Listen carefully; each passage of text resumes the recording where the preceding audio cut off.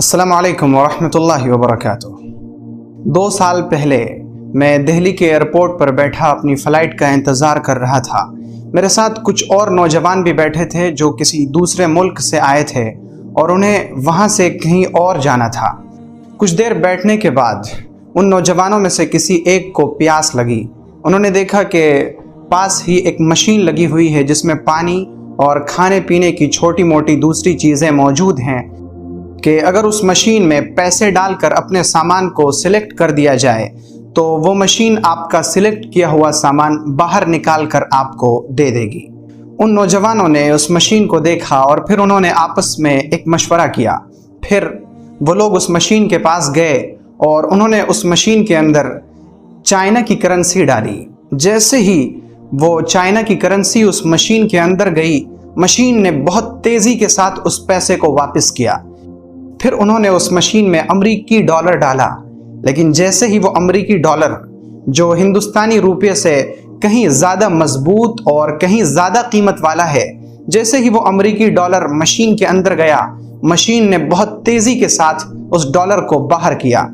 जब उन्होंने ये तजर्बा कर लिया तो फिर उन्होंने हिंदुस्तानी रुपया उस मशीन के अंदर डाला और जैसे ही वो हिंदुस्तानी रुपया मशीन के अंदर गया और उन्होंने अपना सामान सिलेक्ट किया तो मशीन ने फ़ौरन उनका सिलेक्ट किया हुआ सामान उन्हें बाहर निकाल कर दिया। तब मैंने ये सीख लिया कि हर जगह की एक करेंसी होती है, हर जगह का एक सिक्का होता है कि उस जगह पर वही सिक्का चलता है। उसके अलावा आप जैसा भी सिक्का, जितना भी कीमती सिक्का उस जगह पर चलाना चाहें, चला नहीं सकते। और इसी चीज़ को तो अल्लाह रब्बुल इज़्ज़त ने कुरान पाक में बयान किया है कि जब क़यामत का मैदान होगा, हश्र के दिन एक सिक्का चलेगा और वो सिक्का ये दुनिया के किसी मुल्क का सिक्का नहीं, वो सिक्का किसी शहर का सिक्का नहीं, वो सिक्का किसी इंसान के हाथों से बनाया हुआ सिक्का नहीं, वो सिक्का किसी मशीन में डालकर निकाला हुआ सिक्का नहीं होगा।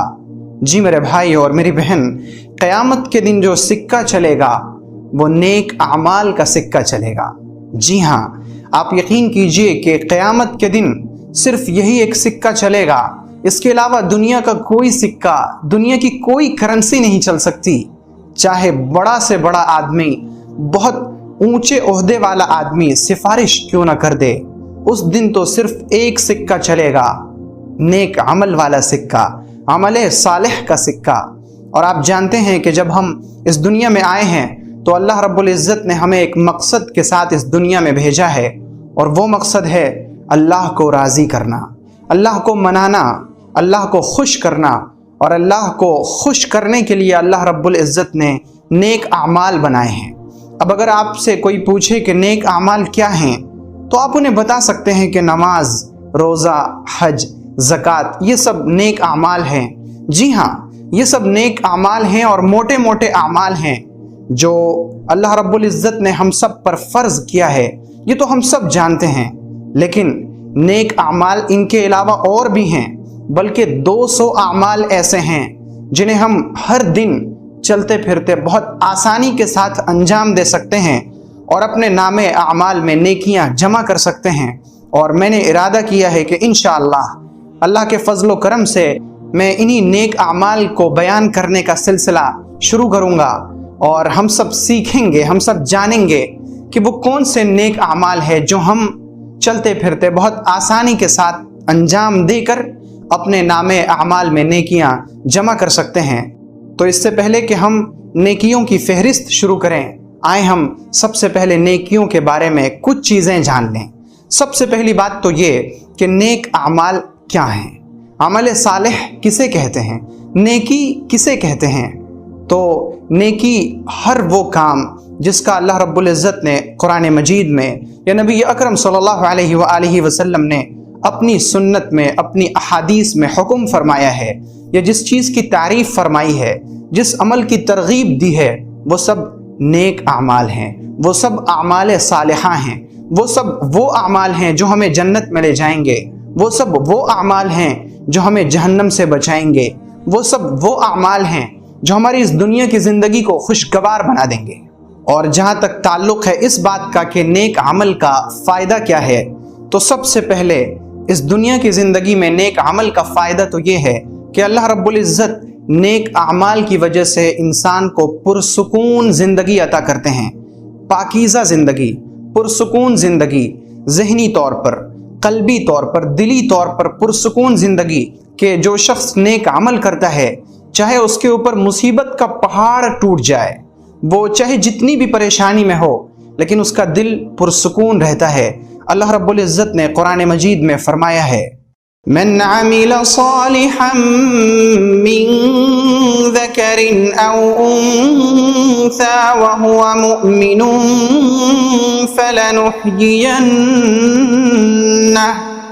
فلنحيينه حياة طيبة وَلَنَجْزِيَنَّهُمْ أَجْرَهُمْ بِأَحْسَنِ مَا كَانُوا يَعْمَلُونَ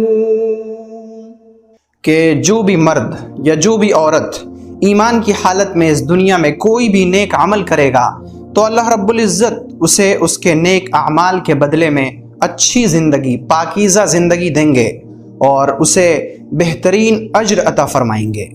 تو نیک عمل کا سب سے بڑا فائدہ یہ ہے کہ ہماری زندگی بہت پرسکون رہتی ہے۔ ہم جو بہت گھبراہٹ میں مبتلا ہو جاتے ہیں، ہم جو چھوٹی موٹی پریشانیوں کی وجہ سے بہت پریشان ہو جاتے ہیں، تو اس کی وجہ یہ ہے کہ ہم نیک اعمال میں کوتاہی کر رہے ہوتے ہیں۔ ہم جب پابندی سے اللہ تعالیٰ کو راضی کرنے کی خاطر نیک اعمال انجام دیں گے تو پھر ہماری زندگی سے کبھی بھی سکون ختم نہیں ہوگا۔ اور نیکیوں کا دوسرا فائدہ یہ ہے کہ نیکیوں کی وجہ سے اللہ رب العزت خوب سے خوب اجر عطا فرمائے گا۔ اور تیسرا فائدہ یہ ہے کہ نیکیوں کی وجہ سے گناہ دھل جاتے ہیں۔ انسان جو برائیاں کرتا ہے نیکیوں کی وجہ سے اس کی برائیاں ختم ہو جاتی ہیں۔ اور نیکیوں کا چوتھا بڑا فائدہ یہ ہے کہ نیکیاں کامیابی کا ذریعہ ہیں۔ جی میرے بھائی اور میری بہن، اگر آپ کامیابی چاہتے ہیں، چاہے وہ امتحان میں ہو، چاہے وہ نوکری میں ہو، چاہے وہ شادی میں ہو، چاہے وہ اولاد میں ہو، چاہے وہ زندگی کے کسی بھی معاملے میں ہو، آپ نیک عمل انجام دیجئے، پھر دیکھیے کہ کامیابی کس طرح آپ کے قدم چومتی ہے۔ اور نیکیوں کا ایک فائدہ یہ ہے کہ نیکیوں کی وجہ سے اللہ رب العزت کی محبت حاصل ہوتی ہے۔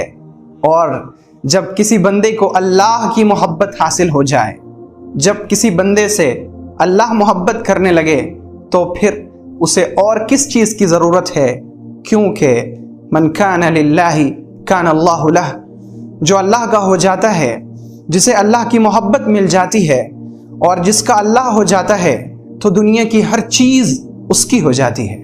اور اس کے علاوہ نیکیوں کی وجہ سے آدمی اللہ کے نیک بندوں میں شامل ہوتا ہے، اور اللہ نے اپنے نیک بندوں کے لیے کیا کیا تیار کر رکھا ہے۔ فَلَا تَعْلَمُ نَفْسٌ مَّا أُخْفِيَ لَهُم مِّن قُرَّةِ أَعْيُنٍ جَزَاءً بِمَا كَانُوا يَعْمَلُونَ۔ کسی کو پتہ نہیں کہ اللہ رب العزت نے اس کی آنکھوں کی ٹھنڈک کے لیے کیا کیا تیار کر رکھا ہے، اور یہ سب ان کے کاموں کا انہیں بدلہ ملے گا۔ جب ہم نیک اعمال کریں گے تو اللہ رب العزت ہمیں وہ سب نعمتیں دے گا جو نہ کسی آنکھ نے دیکھا، نہ کسی کان نے سنا، نہ کسی کے دل پر اس کا خیال بھی گزرا۔ اور جب ہم نیک اعمال کرتے ہیں تو اللہ رب العزت ہمیں اپنے مقرب بندوں میں شامل کر لیتا ہے۔ اور اس سے بڑھ کر خوش نصیبی اور کیا ہو سکتی ہے کہ اللہ مالک، خالق، پروردگار، رب ہمیں اپنا مقرب بنا لے۔ اسی طرح نیکیوں کی وجہ سے آدمی کی پریشانیاں ختم ہوتی ہیں، آدمی کی مصیبتیں ختم ہوتی ہیں، آدمی اپنی مصیبت سے، اپنی پریشانی سے چھٹکارا حاصل کرتا ہے۔ اور پھر یہ نیکیوں کی ہی تو برکت ہے کہ اللہ رب العزت آدمی کے نیک اعمال کی وجہ سے اس کی دعا قبول کرتا ہے، کیونکہ آپ جانتے ہیں کہ گناہ ایک ایسی منحوس چیز ہے کہ گناہ کی وجہ سے دعا کی قبولیت کا دروازہ بند ہو جاتا ہے۔ اور جب بندہ نیک عمل کرتا ہے، نیک اعمال کے وسیلے سے اللہ سے مانگتا ہے، سوال کرتا ہے، تو اللہ رب العزت اس کی دعا قبول کرتا ہے۔ سوئے میرے بھائی اور میری بہن، جب آپ نے سمجھ لیا کہ انسان کو نیکی کی کتنی ضرورت ہے اور نیک اعمال کیا ہیں اور نیک اعمال کا فائدہ کیا ہے، تو اب ہم نیکیوں کے بارے میں اور بھی کچھ موٹی موٹی باتیں جانیں گے، اور اس کے بعد پھر ہم یہ سیکھنے کی کوشش کریں گے کہ نیک اعمال کیا ہیں اور ہم انہیں کس طرح انجام دیں۔